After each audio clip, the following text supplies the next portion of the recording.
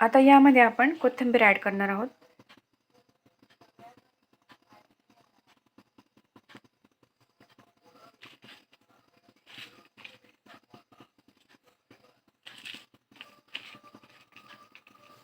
हे व्यवस्थित मिक्स करून घ्या.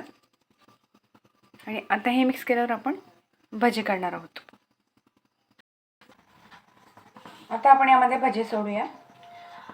तुम्ही पाहिजे तर चमच्याने पण सोडू शकता किंवा हाताने पण सोडू शकता.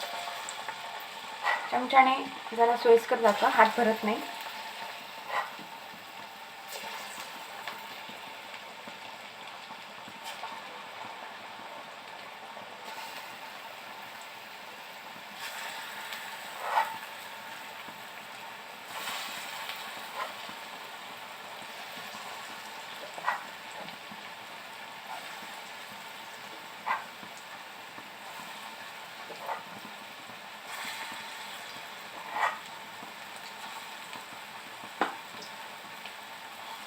या पद्धतीने आपण भजे सोडलेले आहे. आता हे खरपूस तळून घेऊया.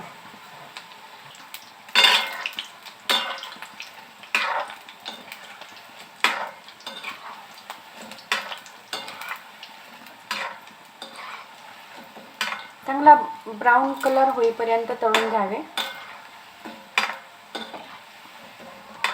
आणि गॅसचा फ्लेम हायच ठेवावा.